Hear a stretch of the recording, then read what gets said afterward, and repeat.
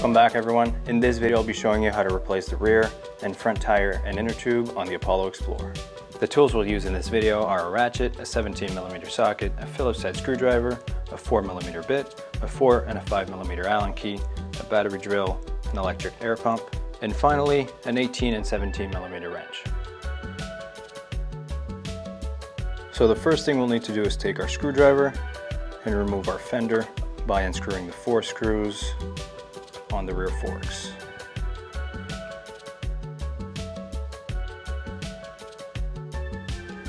There we go. Now we'll take our 5mm Allen key and remove the 2 screws that hold the caliper to the forks. That's one.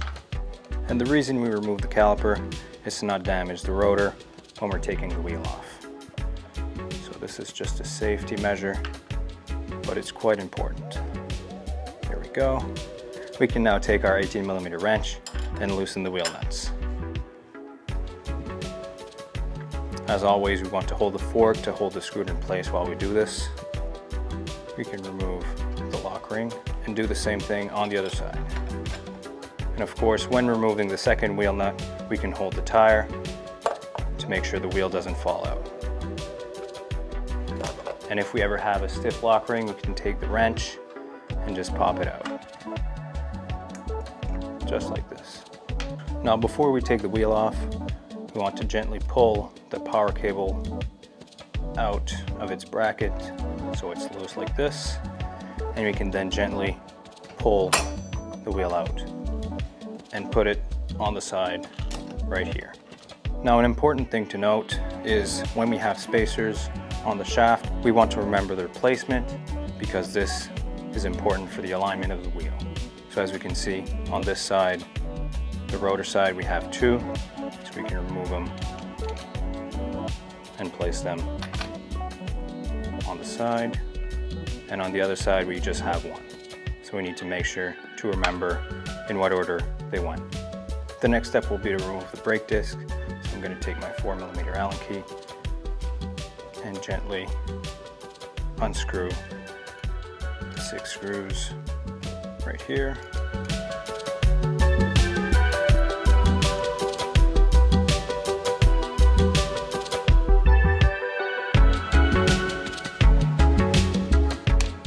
There we go. We can now flip the wheel over to the other side and remove the rim. Now if you feel some tension in the motor cable, we can gently pull to get a little bit more out, just like this. That should do it. Now the next thing we need to do is remove the valve cap and remove the air if there's any left in the tire. That should do it. We can now take our 4mm Allen key and unscrew our rim screws.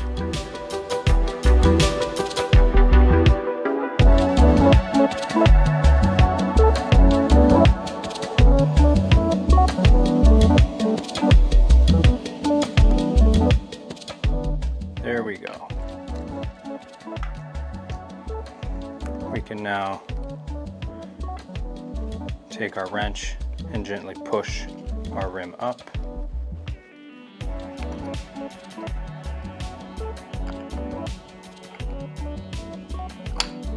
There we go. And as we can see, the valve is still in the hole, so we can just push that just like this. Now the rim is going to be stuck on the motor cable, so we'll have to let that hang on the side for now, so we can remove the tire and pass it through on the other side. Now the next thing we'll need to do is remove the inner tube, so we can just pull it out of the tire just like this, and we can let the tire hang on the side while we remove the inner tube just like this. We can now proceed to remove our tire. We're going to pass the motor through the tire itself. Now of course, if you're just changing the inner tube, you don't need to do this, but if the tire needs to be replaced, this is how you do it. There we go. We can now get our new inner tube and tire and reinstall them. So we need to make sure the directional arrow is in the proper position. So we need to flip the tire over so we can install it on the motor.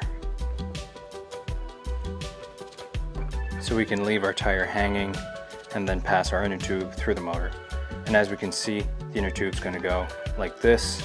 So we need to install it for the valve to align with the rim on the other side. So we can then push the inner tube inside the tire, and we can just rest the tire on the motor and inflate the inner tube to fill it out. As we can see, we don't have any inner tube hanging inside the tire, so we can now seat it on the wheel and put the rim back on. We also want to align the rim with the motor, just like this. And from this point, we can hold the two sides of the wheel and reinsert our screws in a star pattern.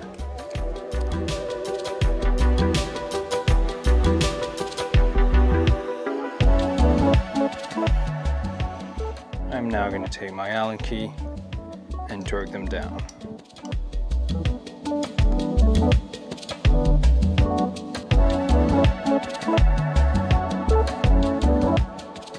There we go. We can now make sure our inner tube wasn't pinched, and then inflate the tire to the proper PSI.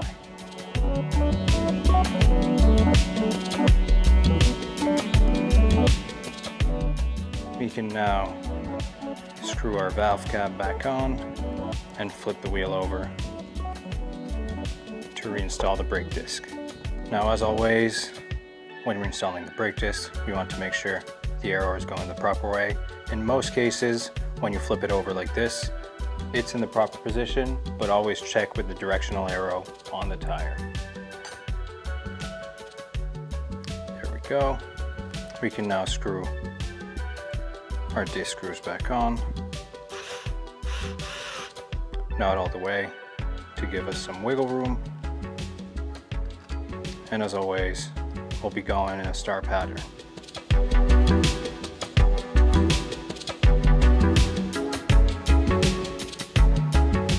There we go. Now I'm going to take my Allen key and torque them down.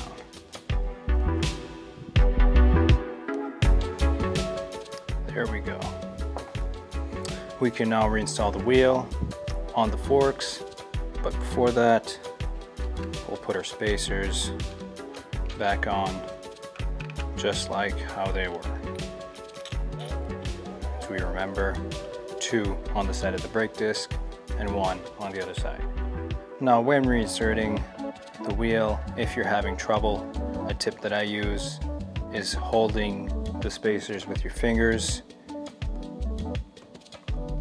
and gently pushing the forks out to get the wheel back in, just like this. We can now take our lock rings and insert them back on the shaft. And lastly, screw in our wheel nuts. We can then tighten them. As always, we hold the fork to counterbalance the weight.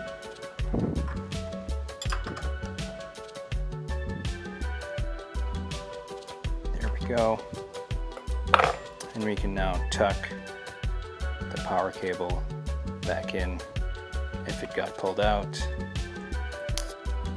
And we can also put it back in its bracket inside the forks, just like this. We're now going to reinstall the caliper. So we're going to slip it behind the forks and make sure the 2 pads are on each side of the brake disc. So we can align the first hole here,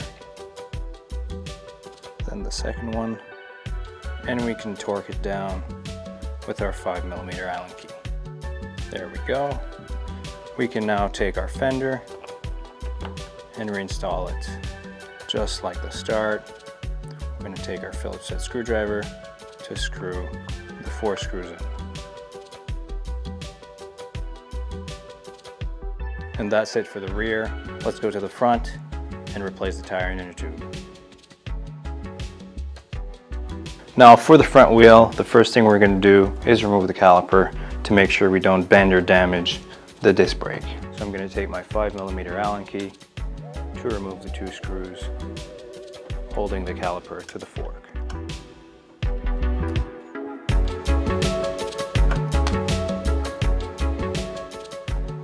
There we go.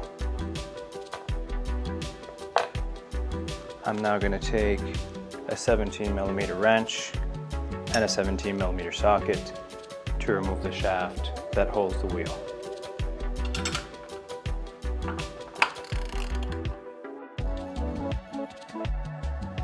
There we go. Now that the nut is off the shaft, we can gently push the shaft to take it out of the wheel. In some cases, it might be more difficult, and we can use a punch and a hammer to push it out. But this one looks to be easy enough.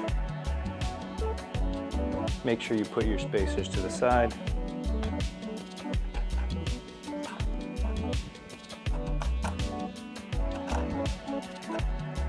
And just like that, our wheel is out. We can now take our second spacer, put to the side. Now that our shaft is out, we can take our spacers and put them on there just so we don't lose them, along with the nut, just like this. The next step will be to remove the valve cap and remove the air if there's any left in the tire. After that, we can flip our wheel over and remove the disc brake to prevent any damage or bending of the disc brake. We can now take our 4mm Allen key to unscrew the 6 brake disc screws, and as always, we want to apply even pressure to not strip any of these. Now I'm going to take my drill to remove them completely.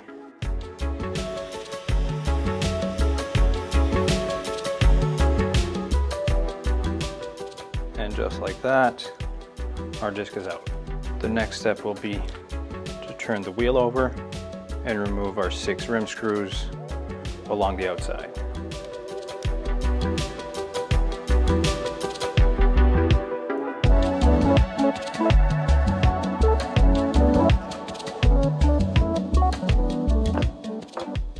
We can now take them out with our drill.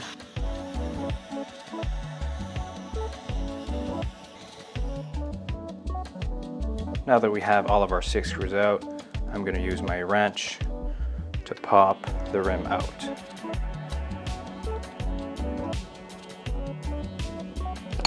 There we go. We can put that to the side. And we can now remove the tire from the other side. The next step will be to remove our inner tube. And we can now replace the inner tube with a new one. We can now take our inner tube and reinstall it into the tire.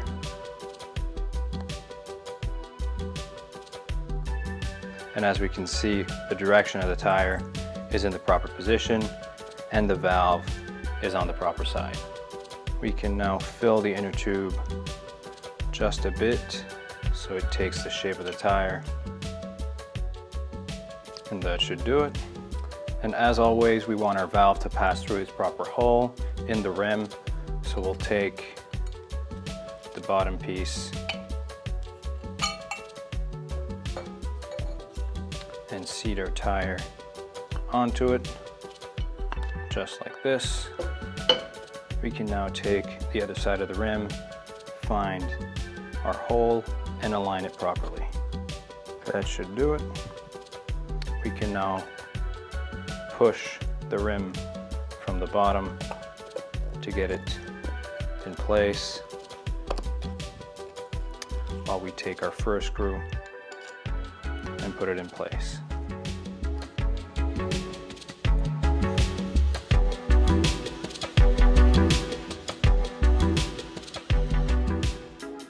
There we go. We can now take our Allen key and torque them down all the way.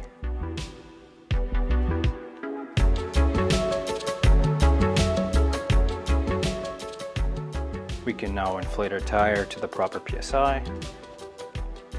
And as always, it's marked on the sidewall of the tire.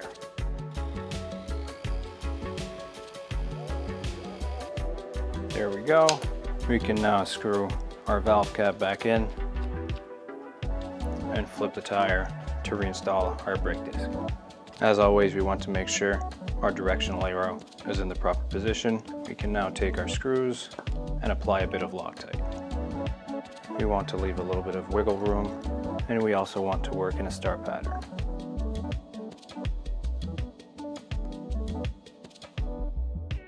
And now for the last one, we can now torque our screws all the way down. There we go. We can now wipe down any excess Loctite we have on the disc, just like that. Now before we reinstall the wheel, we first want to insert the shaft along with the large spacer, just like this.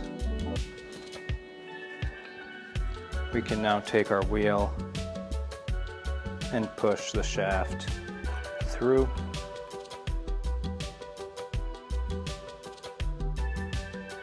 There we go. We can now put our small spacer in and push the shaft all the way through. We can now push on the forks to reinstall our nut, and then torque it down with our wrench and ratchet.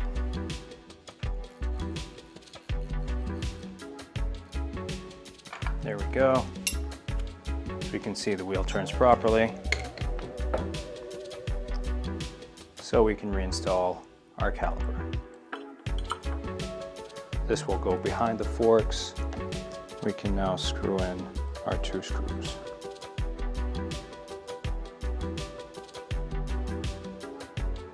There we go. We can now torque it down with our Allen key. We can now double check if our wheel turns properly. There's no brake pad rubbing,